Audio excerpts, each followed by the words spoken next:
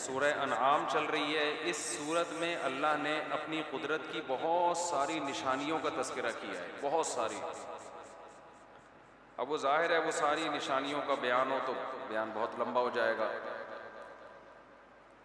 तो अल्लाह ने शिकायत की है, इस सूरत इस पारे की इब्तिदा एक शिकायत से होती है कि इंसान इतना ज़िद्दी है कि हमने अपनी निशानियों के अंबार लगा दिए इस कायनात में, लेकिन ये फिर भी ईमान लाने वाले नहीं हैं। तो अल्लाह बता रहे हैं कि वलौ अन्नना नज़्ज़लना इलैहिमुल मलाइका, अगर हम आसमान से फरिश्ते उतार के इनको दिखा दें, वकल्लमहुमुल मौता, मुर्दे जिंदा हो के इनसे बातें करना शुरू कर दें, तो भी ये ईमान लेकर नहीं आएंगे। ये कहेंगे नज़र का धोखा है, शोबदेबाजी, कुछ भी कह देंगे।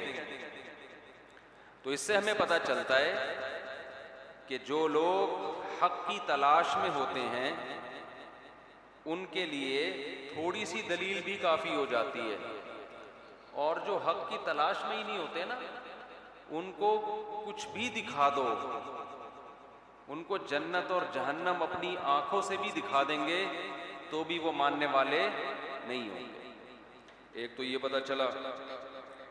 दूसरा, इस सूरत में सूरह अनआम में अल्लाह ने हमें हुक्म दिया है, इस्लाम का एक बहुत बड़ा हुक्म है कि ला तअकुलू मिम्मा लम युज़कर इस्मुल्लाहि अलैहि, जिस जानवर पर अल्लाह का नाम ना लिया जाए वो जानवर नहीं खाया जा सकता।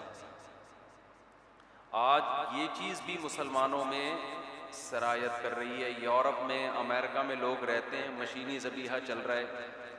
अल्लाह का नाम इंसान लेगा, खूब समझ लें, मशीन या टेप रिकॉर्ड ने अगर अल्लाह का नाम लिया है तो उस नाम लेने का एतबार नहीं है।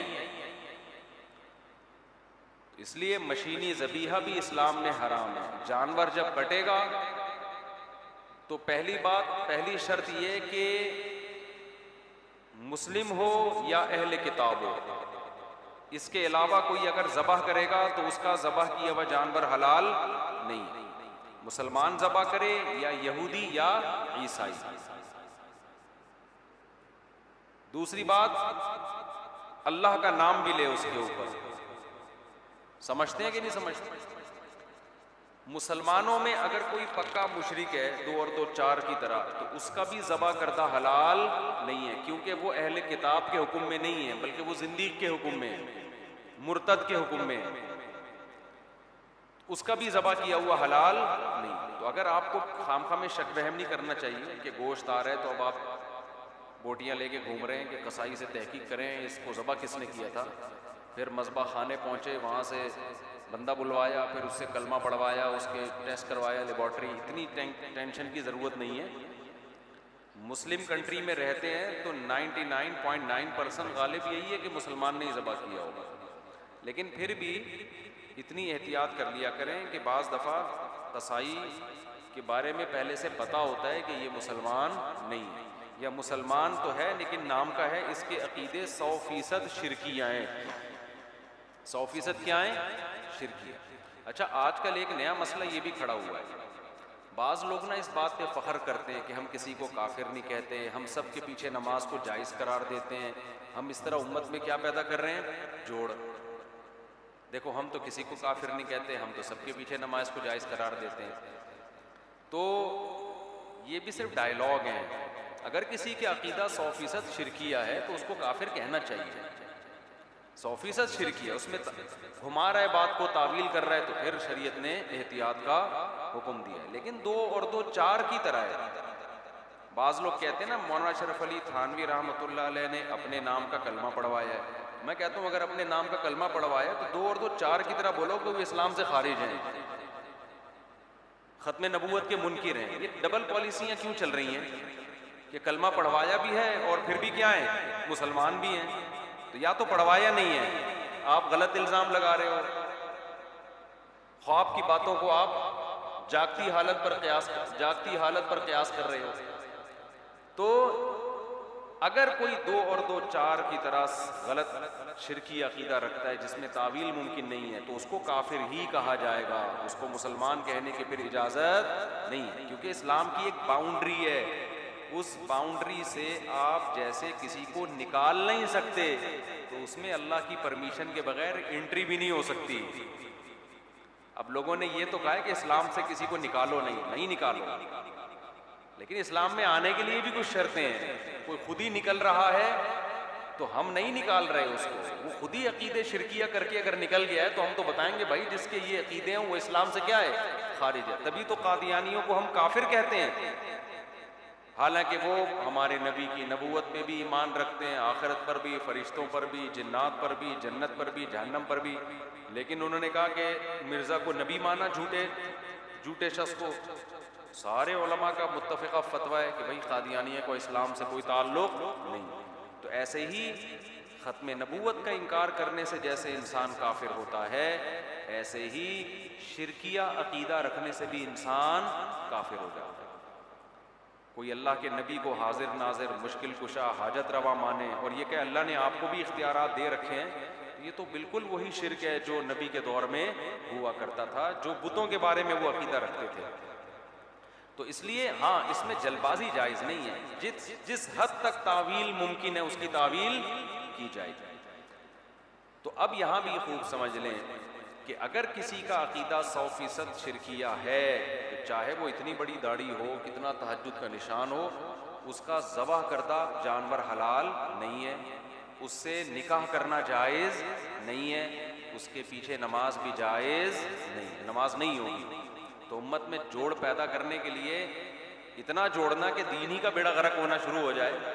अब अगर कोई क्या कादियानियों से भी जोड़ पैदा करो ताकि उम्मत में जोड़ पैदा हो, उनके पीछे भी नमाजें शुरू कर दो, तो भाई ऐसे जोड़ से तोड़ ही बेहतर है, ठीक है ना। एक बाउंड्री है इस्लाम की, इसको थोड़ी क्रॉस किया जाएगा। तो 100% अगर गालिब गुमान है या यकीन है तो फिर उसके पीछे नमाज नहीं पढ़नी चाहिए, अगर किसी का अकीदा आपको पता है कि क्या है, शिरक है। लेकिन वहम ना करें खाम में इसमें। अच्छा, लिबरल लोग कहते हैं ये मौलवियों ने यूँ किया, भाई ये मौलवी एक दूसरे को काफिर करार देते हैं, ये मौलवी यूँ करते हैं, ये तो भाई जो गलत बात होगी उसको गलत कहा जाएगा, जो सही बात होगी उसको सही कहा जाएगा। अब 2 आदमी लड़ रहे हैं, आप दोनों को कह रहे हैं ये दोनों लड़ रहे हैं, भाई हो सकता है एक सही लड़ रहा हो, दूसरा गलत लड़ रहा हो, तो उसमें तज्जिया किया जाएगा ना, तज्जिया किया जाएगा कि इनमें सही कौन है और गलत कौन है। आजकल लोगों को एक नारा है कि देखो मौलवी आपस में कितना लड़ते हैं, ये सारे गलत हैं, देखो देवबंदी बरेलवी लड़ रहे हैं तो ये दोनों गलत हैं, ये देखो अहले हदीस देवबंदी लड़ रहे हैं तो ये तीनों गलत है, ये देखो भाई आप भी तो लड़ रहे हैं इन सबसे, ये तीनों आपस में लड़ रहे हैं और आप इन तीनों से लड़ रहे हैं, तो फिर आप भी गलत हो गए, फिर चारों ही गलत हो गए। सही कौन है दुनिया में फिर? तो सही तो फिर दाल चावल के लिए 2-4 आदमी बचेंगे जो जन्नत में दाल चावल खाएंगे। तो पहला हुक्म, अच्छा अब मैं जल्दी जल्दी इसके अहकाम बयान कर दूं। मुसलमान होना ज़रूरी है या यहूदी होना या ईसाई होना? वो ज़बह करेगा और अल्लाह का नाम लेगा तो वो ज़बह हमारे लिए हलाल।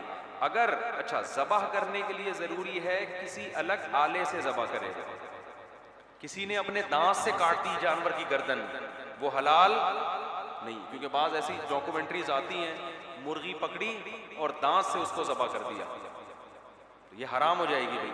अलग से कोई चाकू होना चाहिए। इसी तरह अपने ही नाखून से उसका गला काट दिया तो भी हलाल नहीं है, हराम है। अलग से कोई आला होना चाहिए, आपकी बॉडी से अलग हो कोई, समझते हो? क्योंकि पिछले सूरत में अल्लाह ने बयान किया वल मुनखनिकतु वल मौकूदतु वल मुतरद्दियतु वन नतीहतु, 4 किस्म के जानवर अल्लाह ने हराम करार दिए हैं। जो गला घोंट के मारे जाएं, जो जानवर दूसरे जानवर को सींग मारे और ये जानवर मर जाए, ये भी आपके लिए क्या है? हराम है, चाहे सारा खून बह जाए इसका।